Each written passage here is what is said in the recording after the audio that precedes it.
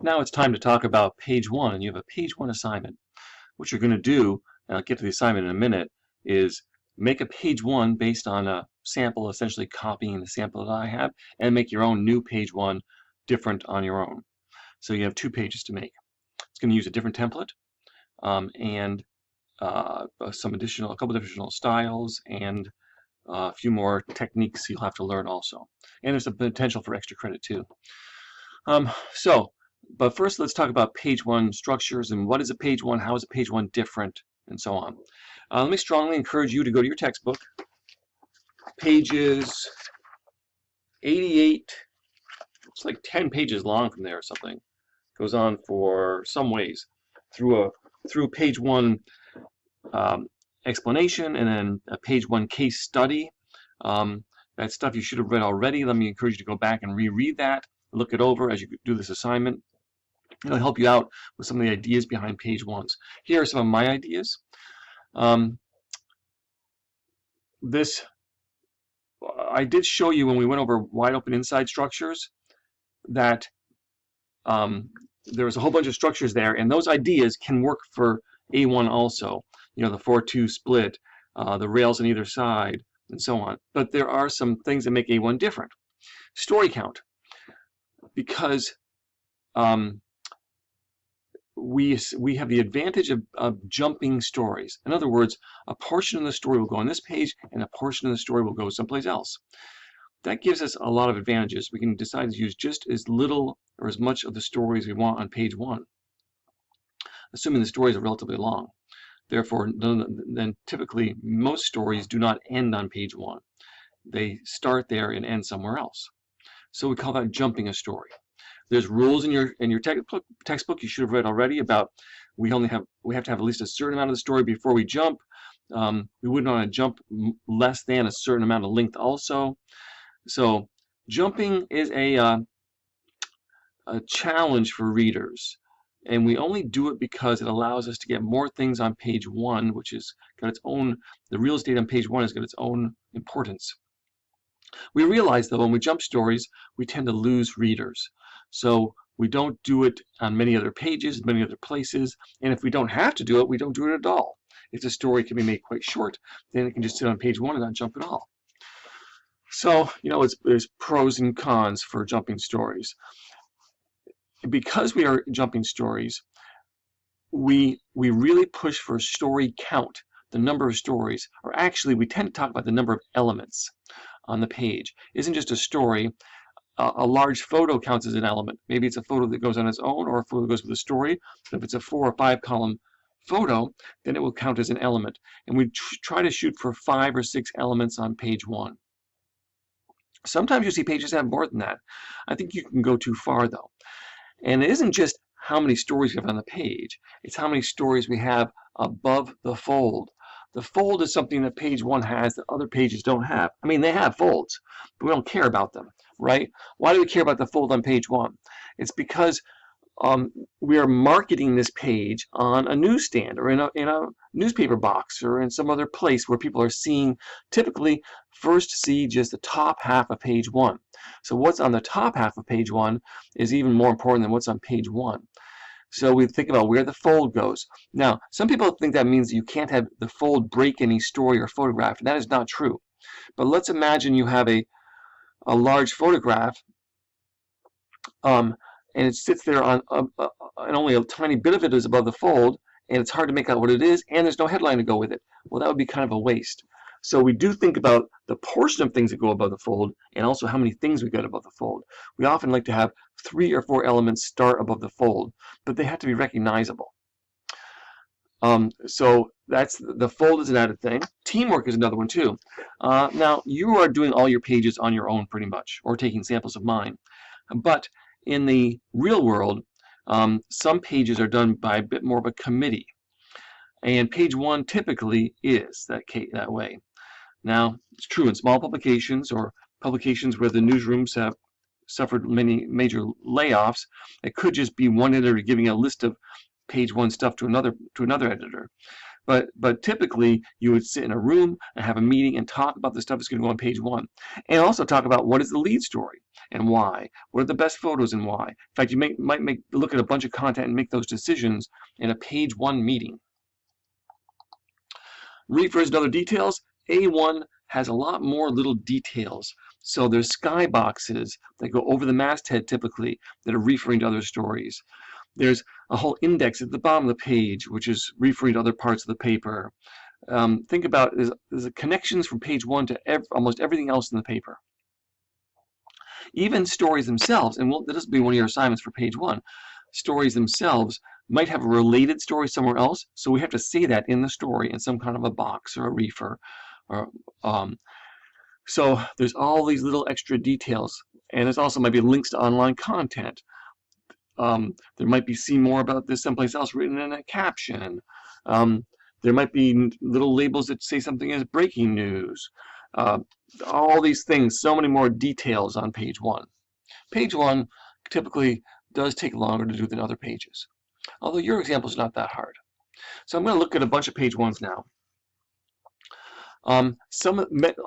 Most of these, many of these, include some mock-up, sometimes somewhat jokey or fun banners. Now, the page 1 folio, if you like, or banner, or some people would say masthead, which sort of right, sort of wrong. That word means different things. The big page 1 area that would be considered folio and has reefers and everything else too. It's distinctive, right? It's branding for the publication and lots of information too. You'll see these were made up by past students in past semesters. And I have to get some new ones on some of these pages because I've had some students make them sense. Many students in the past can do this for extra credit. If you would like to make a banner for extra credit, I'll try to get you the instructions on that soon. You can start thinking about it now. What would you call this imaginary publication? Where would you put the date? Where would you put other refer information and so on? You'll see a couple examples here. Or an example, this is one example, and you'll see a different example in your homework you have to do. So this would be, I'll make this smaller. It doesn't really matter what the headlines say here. We're really just looking at the page. Make it a little more click up. Okay, the page as a whole, kind of, right? So the thing other things different about page 1. Yes, we have a fold, which would be right around here, splitting the page in the middle. Then we also have an index area at the bottom, sometimes quite large, sometimes only an inch or so deep. So it's a smaller than wide open page.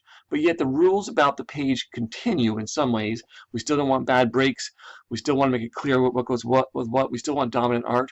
And we don't want, although what goes above the fold is critical, in this case 1, 2, 3, 4 elements. I count this as an additional element.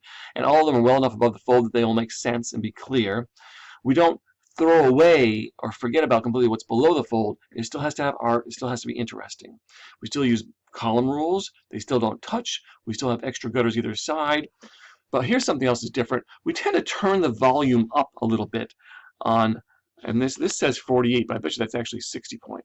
We tend to turn the volume up in the headlines, and it's not unusual for publications that have relatively subdued headlines other places to have larger and even bolder and even different font, a different style headline for maybe the major story.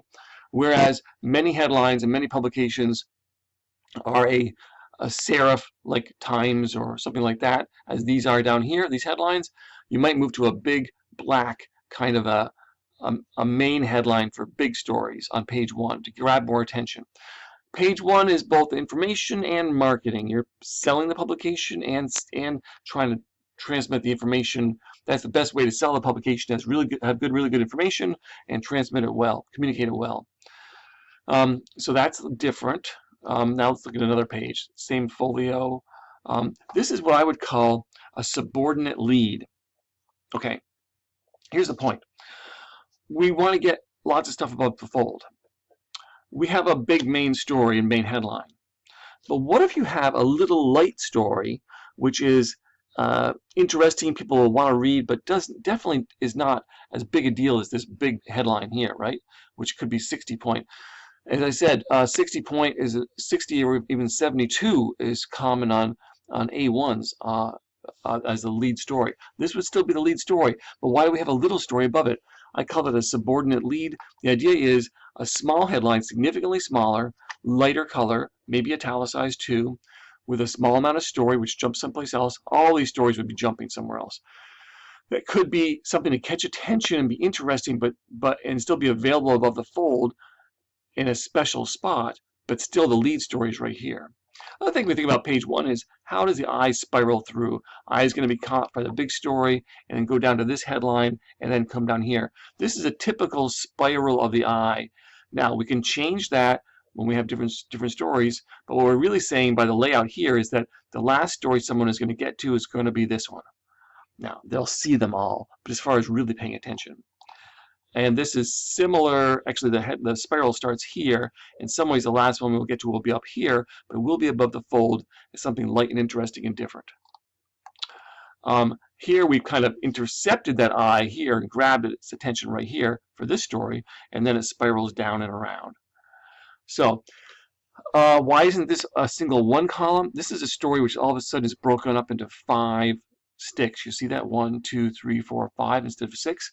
It's because 60 point in a vertical headline is really tough to get real words in there. So you got to make it a little wider. So this is essentially nearly a column and a half, breaking the page up into a different grid. And then we've managed to break that possible page split with another story at the bottom. And another one.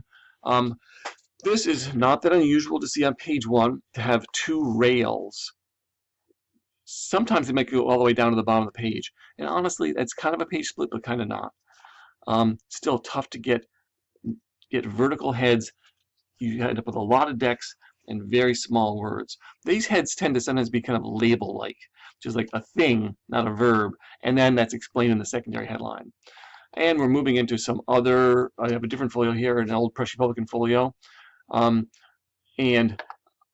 This I really like these spiral designs. I see this as a spiral design. You get attention here and it really spirals around. You see how the shapes spiral around? You see how I'm also using vertical shape elements and horizontal shape elements, a squarish big photo, but yet that's kind of a nearly vertical chunk here, vertical, horizontal. And another version of that spiral design, spiraling design in there. Lots of different sizes and shapes. But yeah, we got dominant art and dominant headline all as we go along. So that little publication and those samples are there on Moodle for you to look through and think about. They may help you as you move forward. Now let's get on to the assignment and what you're going to be doing. Okay. So this is due. You have a while to do this, but yeah, I would suggest you start relatively soon, especially in case you want to do some extra credit. You download the zip file. There's a zip file, and you'll notice that the stuff that I have as resources for you are still in the resource folder. They're not down here in the week. So go to the resource folder and find the zip file. It is going to be right there, A1 exercise. No, that's not it. Where did I put it? There it is. It says 2019, but that's still a valid one. Honestly, these are all stories that are about a year old. So, but don't worry about it. Cut lines too. Just treat them as if they just happened. The contents will still work fine for you. I could have used new content, but the problem with content today is that everything is virus. So I'm like so sick of it. I just don't want to deal with those stories. So we can look at some old stories, and maybe that'll be better for everybody. So there is the zip file. Of course, as normal, you do right-click, save link as. I would make a folder for yourself on your. Now, if you're working in the virtual lab, you're going to make a folder on the thaw space or download area on that computer. Call it A1. Download this resource folder there into that folder. You'll also want to go get your templates. Remember, template and library, right? And you have to download them into that folder also. You would have had a copy, you would have had Moodle up here, and you would go to our InDesign templates, and you see I have one called A1, and it's the same library though. Yes, there is a copy of this template, a version of this template in that folder of files, and it would be fine to use, It might be a little easier to use this one, which is updated for the new version. So I'd right-click that and save that into the folder also. I would do all this from a Moodle in a browser on that lab machine that you have inside a browser. A browser inside a browser, sure. And get all that stuff into the folder onto the hard drive of that computer as you start to work. More about that in a minute. Whoops, not that. Okay, so you're going to use the copy I supplied, and that is the copy I supplied. Here's the page I want you to make. All right, except I'll tell you a few more things about it. Remember, this is just a plan. This is just a plan. What I've given you is just a plan. Your page may vary somewhat. The lead head will use the main style. It's a new style for headline. Do you notice that this is a big, bold, black sans serif? We haven't used those before as a headline, but you will now, right? So that's a new style. At least one story will use a summary deck head. It's another new style. That's a paragraph-like headline. It needs a triangle bullet. You can find one in the glyphs panel, or just use the one from the from the library. I'll confirm that is there for you, and we'll do that in a sample in just a minute. Must use a pull quote in at least one story. Must use subheads in at least one story. All stories will end with jump lines, but you don't need to create the jump page. You just put the jump line on the page 1 and then just forget about it. All right? Find jump lines in the new library. In the library are already on the page. I keep saying new library here. I think it says new library version 2. I'm going to confirm as we go ahead. I think that you have all this stuff in your existing library, though. Must use column rules correctly. All of our regular styles and rules pertain to these pages. So the jump lines, I'm going to show you how to use those. I'm going to show you how to use those headline styles. I'll try to remember to do that. In addition, one of your stories must include a quote refer that connects to imagined story. You're going to imagine there's a story related to the story someplace else. And you are going to use our quote refer, not for a quote now, but now to refer to someplace else. More on immigration, page A6. You don't have to do page A6. You're just imagining there's a page A6 and there's another story about that here. Or it doesn't have to be immigration. It could be some other topic and some other page, right? Now, where you put this is going to change the alignment. If you use it in between two sticks of copy, it'll go like this, centered. If you use it so that it's on the right side of a column sticking out, it'll be like that. On the left side, we put the white space to the outside, or it's centered in between. More on back. This is another back, version 2. So after you make a copy of my page and get that all done, save it up, save the PDF into the Dropbox and so on, then you're going to make your own page. Again, you could sketch a dummy. You could look at the samples in your textbook. You can look at the samples I just showed you. All those ideas go together. At least one story and photo that you did not use in version 1. There's a whole bunch more stuff in that packet. Okay? Use a distinctly different page structure. So in other words, don't use anything the same way, exactly the same way as used before. Use the main style for the lead head, at least 60 points. Use dominant art. Must use a pull quote in at least one story. So that could be that'd be a real quote. Must use subheads in at least one story. At least one refer to inside imagined story again. At least one sum deck head. That stands for summary deck head. Again, that paragraph-like headline. All stories will end with jump lines, but you don't need to create the jump page again. So again, you don't have to worry about the stories being too long. They just jump, at this point, they're just jumping to nowhere, which would not be good, really, but we're not making jump pages. Extra credit. Do before the end of the semester. Do a third, distinctly different page. Again, using at least one new story and photo. Same rules as version 2, but must use a standalone photo with a capitalized centered headline.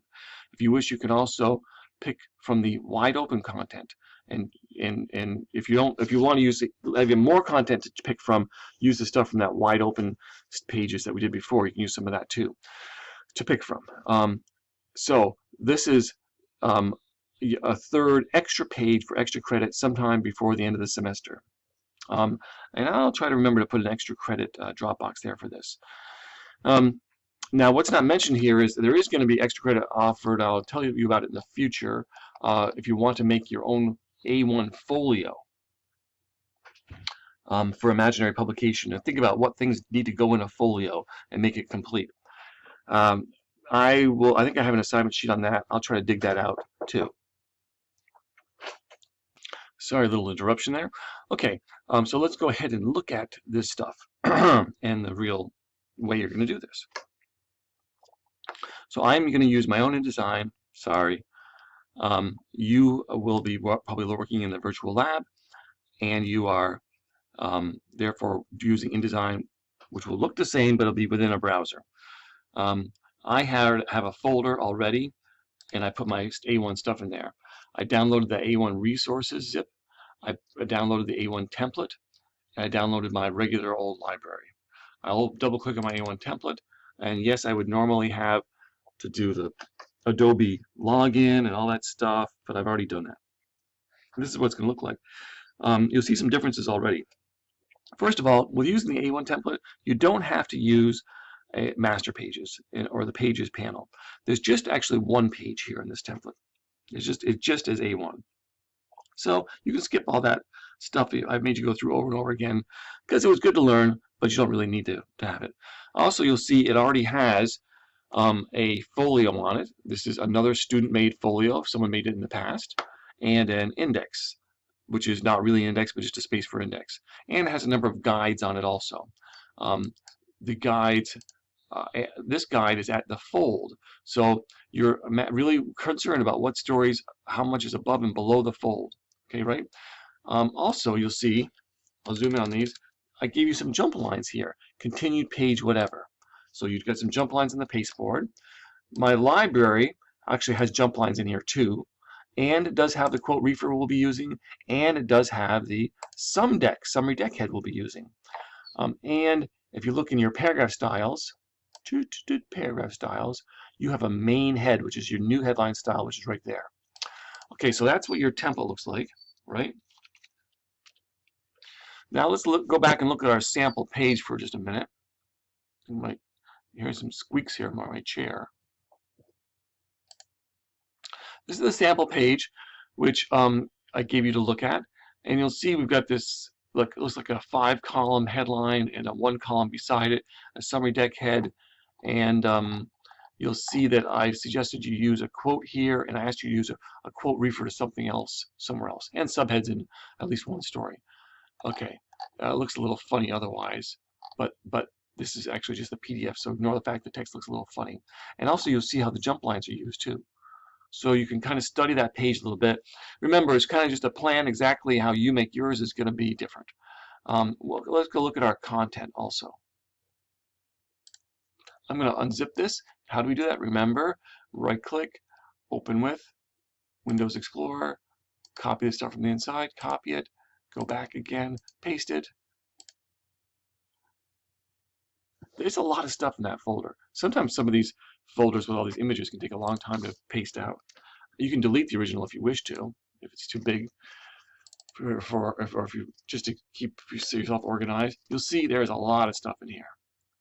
There's a bunch of stories. You should look through them. There's a bunch of images, a bunch of stuff beyond what you have to use, and there's a bunch of cut lines. So there's an awful lot of stuff. Were this a normal semester, I would be giving you a handout with first pages of all these and so on. I'm afraid you're just going to have to go through and look at them yourself. I would say you could look at click on type, and then perhaps just go view the photos and view them one after another. I would just open them in the photo viewer, which is going to take too long to open. And you could be doing some of this stuff outside of the virtual lab computer. You could do your organization and finding your stuff. So there's William Barr coming out a door, and there's a mugshot of him. There's some police scene. You have to see what that story is. There's that woman on the top of page 1 in that cut line. There's that featured photo, and that's another photo we didn't use from it. You could use. There's what's his name, the cook guy, and there's Shazam. I haven't seen that movie still.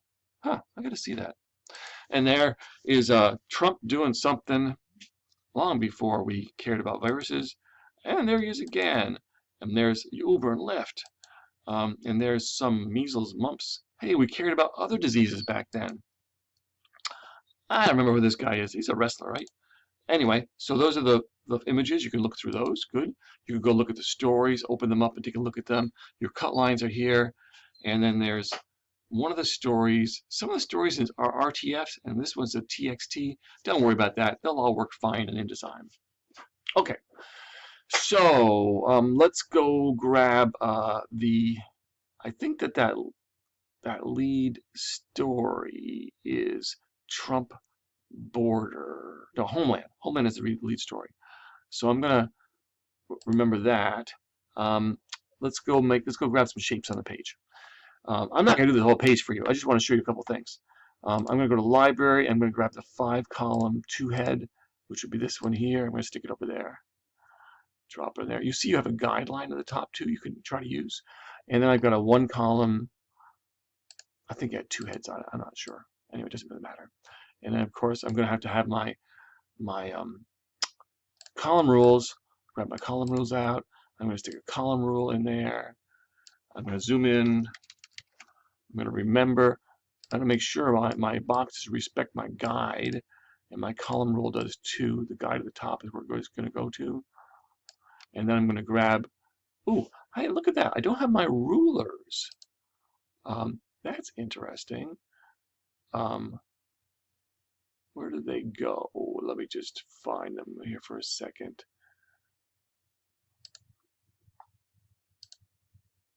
Show rulers under view. That happens once in a while. Not sure why, but view show rulers. Oh, and I do see my spell check is on. If yours is not, you should make sure it gets turned on. I'm going to select that, and it's going to go stick a guide on that box because I want to close these things up to it. Remember, that's how my vertical column rules work. And this had how many sticks did that have? Well, it's got like 3 regular sticks, then a 2-column photo beside it. So this is going to go over here somewhere, and it's only going to be now like 3 sticks. And it's going to, the headline was only in this area here, so I'm going to drop this down. Open that to here. Now, if you want to do a full across, that would be fine too. If you find you need to or do it differently, I'm going to go like to here and here. It's going to be something like that, right? And then there's going to be the photo is going to go here, right? So I'm going to draw a photo box in here. And then, of course, my cut line. I'll use my dummy cut line here, which will have to be changed and filled in a little bit later. So it's going to go there like that. I'm going to narrow it up. It's not really 2 columns anymore because we lost that space. So we're going to be something like that, right? Sure. And my story is going to go in here. I'm going to delete my placeholder text. Come on. I'm going to go grab my story. Sometimes the Word documents will drop in. Is it going to? Actually it did. But it came in, like, of course, really weird fonts. But that's okay. I'm going to do my font. Paragraph styles. Force it into body. Remember that. Force it into body. That's much better. I got to style my bylines. Remember, if there's 3 lines in a byline, hear all that banging? I'm sorry, but my heater is making some noise. Byline 1, it's still byline 2, even though it's the 3rd line. There, like that. That could also make these lines not quite line up right. I could remove a tiny bit of space whenever I wish to. That's getting pretty picky. I'm going to drag that down a little bit. I have to do my cut line though first. Of course, I'm going to have a column rule in here. Also, I don't know where to put my extra column rules, so I'm going to go grab some more. So there's going to be another column rule somewhere around here, right? It's going to go across right to this same spot right here. This one's going to go down, eventually way down. But the whole point here is I wanted to look at this headline. And I want to show you that this paragraph style is now going to be main. That's the big headline you're going to write. And it's going to be 60 point. It might be. It's enormous. You're not going to get many words in, but it's still realistic for page 1. Because it's going to go right all across there, of course. All right, what about this one over here? Okay, what did I do of that one? I got a 48 point, 3 or 4 decks, and then it is summary deck head. Some people also call this a chatter head because it's a chatty head. So they call it chatter head. So remember, I said we're going to do 3 or 4 decks. So much easier for me to write headlines than you. Yes, you have to write real headlines. I expect good headlines now. Okay, so I'm going to put a story in here, and then we'll see how the chatter head works with it. I didn't need another box. I could have used it, but No real reason for it. I'll delete that out. What story is that supposed to be? It's supposed to be the Attorney General William Barr story. Okay, good. Could have put a half-column mug of him in there too. That would have been fine. I got a mugshot of him, right? But where is William Barr? Barr. That's going to be. I don't want the image. I want the. I think there's a Trump border. No, sorry, Barr RTF. There it is, Barr RTF. I'm going to go drop that in there again. Force it all to paragraph style. Body copies at the top. It's not right. Hold down the Alt key, click again. It forces it in there. Put my byline on there. Might as well do all this stuff. Byline 1. I do both at the same time, then go back and do the other one. Whatever. Okay, so let's put some. Let's say I'm going to make another head. Another head in here. Well, yes, you could go to. There's a glyphs panel. You know, I'm not even going to bother showing you this right now. I'm not sure why you would do it because I already gave it to you in the library, so you don't have to find it. And here it is, summary deck head. So all you do is grab this text and copy it and paste it in here. And you'll see its style is already set as there's a particular style that says summary deck head. The idea of putting an icon or a bullet there is fine. You'll see that some places a triangle I think is nice and different. On the other hand, sometimes it'll just be a bold word, all caps. In this case, the summary deck style is all caps. There's all different potential styles for this. You would make up your own publication, I suppose, but you can use this one for now. So there's no period on it. Okay, it's still a headline, but it's much more of a sentence-like headline. But it can't be more than one sentence. However, it could be a couple of different ideas separated by the colon or with a semicolon, depending on how complete they are. So it could be. I doubt it's going to be. Usually not less than about 3 decks. Usually not more than about 6. I think 3, 4, 5 is fine. It could be 2, I suppose, if you want to. It's a lot easier headline to write in some ways because you don't have those restrictions and you don't have to worry about it being written right out to the full either. If one word is a little bit short, well, that's just kind of how it goes. Okay, so I showed you that. I need to show you jump lines. Okay, let's imagine that this story is going to end right there. Oh, well, that would be nice. The cut line and the story are just about right at the same level now, right? I could make that line up very easily there. Let's imagine that is where it does end. All right, let's get my jump line. I have them on the side of the page, but I can get them out of my library also. There is no new library. All your stuff has this library. I'm going to just throw some jump lines here. Continue page A12. Sure, you can leave it saying that. So what do? I would put a guide on the bottom of this text whenever I decided that's where it was going to be. And you see those 2 lines line up exactly, but they're pretty darn close. And then I would go up, up, up, and line it up in the same way. That's all I would do there. But I would look to see here to make sure that I don't have a hyphenated word. Let's say I did. Well, I would just grab that paragraph. I don't in this example, I'm afraid. And I would just track it back a little bit to get a word to break properly. I don't want a partial word. It's okay, though, to have it end, to have the paragraph not end. All right, I just don't want a partial word there. So I keep on going. I would bring this story down to wherever it went. It went quite a ways down. I'd have more stories to put in here. I have to write real cut lines. You have the cut line text. I have to write real headlines. I have to make everything line up on my jump lines. You're going to use a pull quote in one story like this one, and then another one someplace else saying a related story. One's going to be a real quote, one's going to be a related story. I think that's most of the assignment. Let me just take a look here and see what else we have to tell you. Okay, yeah, I guess that's about it, except I will go make an extra credit, page A1 extra credit Dropbox right now, which will be due before the end of the semester, so anytime. So you want to drop another one in there. Remember, in all these cases, make sure you drop it in the PDFs. You got to export PDFs. Let's say you're working in the lab and you only get it partway done. You should zip up your whole folder and put that in your Google Drive for use later. And keep your files organized. It's going to be adding the complication of a remote desktop on top of everything else. You really got to keep your files organized. Best of luck. Stay in touch and let me know if you have any questions or problems.